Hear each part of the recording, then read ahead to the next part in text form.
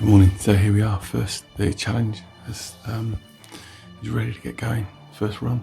So last weekend I raised nearly £5,000 for two brilliant charities by completing the David Goggins 4-4-48 challenge. For some of you who don't know what that is, basically you run 4 miles every 4 hours for 48 hours. It was incredibly tiring, but I managed to do it. And in this video I'm going to share with you some of the tips and ideas and answer some questions that people have given me on how I made the challenge happen, what I had to do to overcome some of the difficult moments, and how it felt at the end when I actually completed it and said, yeah, challenge overcome. So because of COVID, so many of the smaller charities have really struggled to raise funds. And I wanted to raise some money for two brilliant charities in Somerset where I live that could really benefit from the money.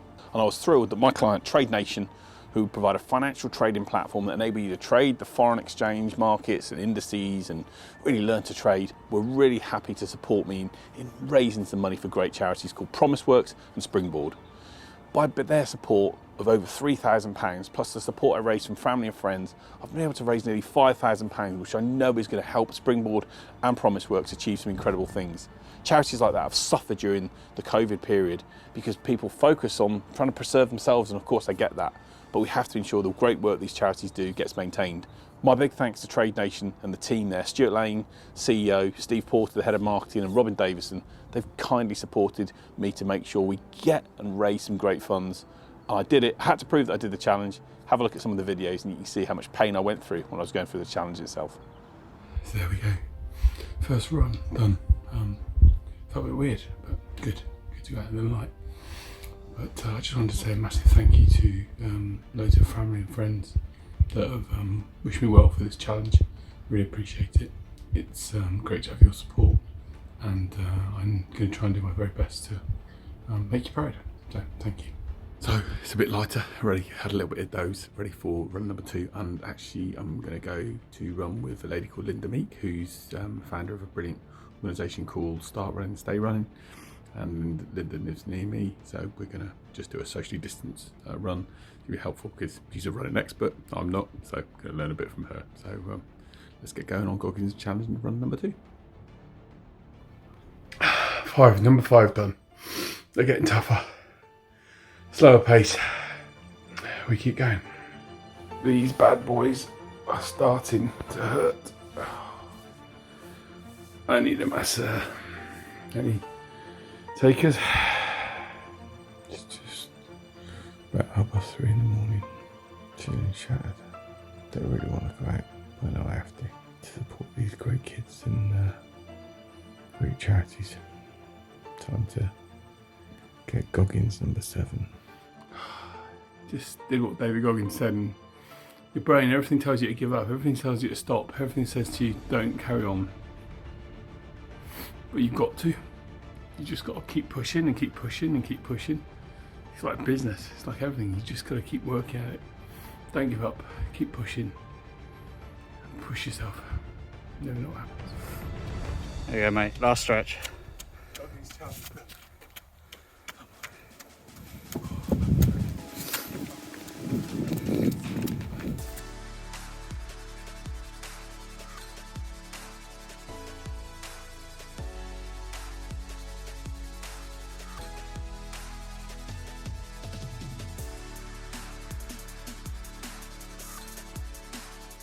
I have to say, Sunday evening, I did my final 4 miles. My knees were killing me. It was like literally, they were burning from the runs over the course of the weekend. But when I completed that final 4th mile and I got through, I was like elated. It just felt incredible to get the challenge done. But I also felt a little bit like, well, right, what do I do now? So I'm unfortunately one of these people that when I do challenges, I'm all busy and focused on achieving them, but then once they're done, I'm like, what happens next? So there was an elation, but there was also an element of, so what do I do now? Bit of a strange feeling, but a good one.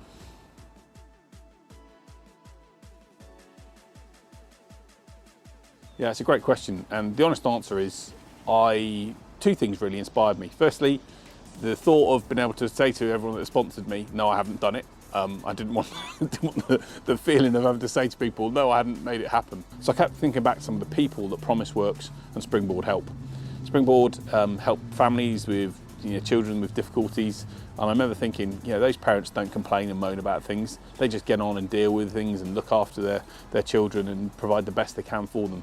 And it made me think, well, I've got to do the same thing.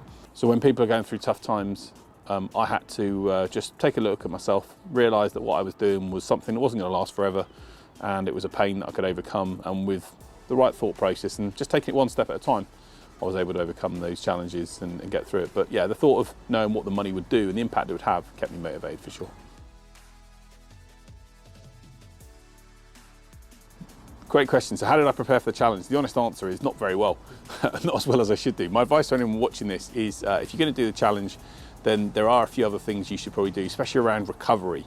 I didn't do much around recovery at all, and that was something that probably affected me, as I maybe will chat through another time. But the key things certainly to do are know your route, know where you're going to go on your route, so that you don't have to go out and think, all right, where am I going to go? Know your route ahead of time, especially in COVID, was more difficult, but it was really good to know what I'm doing, when and how. I also tried to make sure I had some people that could, in this case, run with me socially distant. So prepare a schedule and who's going to come and run with you at different times. And certainly the last run I did, I had a friend John that ran with me, and that was an incredible help. So try and build a schedule to know who's going to run with you. The third thing is prepare some food. Make sure you've got some food in the house or where you're staying prepared, so that when you finish, you don't have to be in a position where you then go and cook a meal or try and get yourself filled up with fuel, because I didn't feel like cooking at all once I'd done the runs, and I really didn't want to do anything like that. So having something easy and accessible in the fridge was important. The fourth thing is let family and friends know that you're doing it. I had numerous messages of support and videos and messages from people saying, keep going, and that really helps. So when you've got people supporting you, that's the big factor. And the fifth thing, I guess, probably is do some running, do some preparation beforehand. I did some training, I did some sessions beforehand, and put myself through a bit of pain before it got to that point. Try and go through as much pain maybe as you can ahead of the time. You're going to go through a lot of pain. You're going to go through a lot of sleep deprivation. I think over the 2 days I had 6 hours sleep.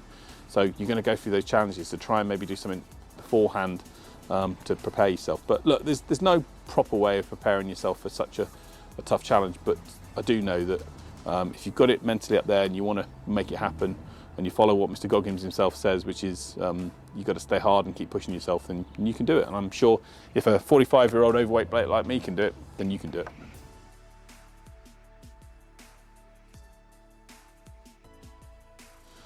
The most difficult part of the challenge was probably on the Sunday morning, the 4 a.m. Sunday morning slot. I felt tired. I had not really slept very well at all, and I knew I had to get up and do the run. So that felt really tough. I just didn't really want to get up out of bed. I'd had like about an hour and a half sleep, and your body's aching and feeling crap. And because my body clock was out of schedule, I hadn't eaten properly as well. So someone said to me, "You look broken then." And I was like, I wasn't far off, but I managed to hang on in there and get through it. And so, yeah, that was probably the most difficult part. Yeah, there were numerous times when I tried to, when I felt like giving up, but I sort of knew I couldn't. I knew I wouldn't because of what I mentioned earlier on and the inspiration I gathered from other people. And I guess what I also just tried to do is that old adage of take it one step at a time. And I did. I tried to look at when I was doing the runs, I was trying to look at going to I had little goals. So I aimed to get to a next lamppost, or I aimed to get to a next marker. And I kept on trying to get to the next point and then the next point. And it's a really good method and idea really to use to hit challenges. Don't try and focus on the big end challenge, focus on getting through to the next small part that you've got. And if you keep hitting those smaller challenges, you accomplish something. And that's what worked for me.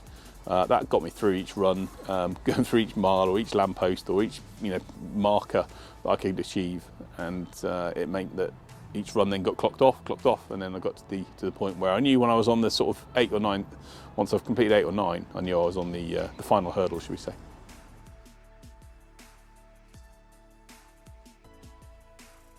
What tips would I give to someone doing the challenge? Think seriously whether you want to do it or not. It's one of those challenges that's not for the faint-hearted, probably. It does require effort and commitment, and you've got to really be prepared mentally for what it's going to throw at you. So what I'd encourage you to do is to just make sure you understand the difficulty and the pain that it can cause, but the tips I'd give, I'd do it, because when you've accomplished it, it's a brilliant thing to have on your list of bucket list to say I've done. So just know what you're going into. Know it's tough. It's a difficult challenge, both mentally and through lack of sleep, and on the impact it has on your body. But why not give it a go? If I can do it, you can do it.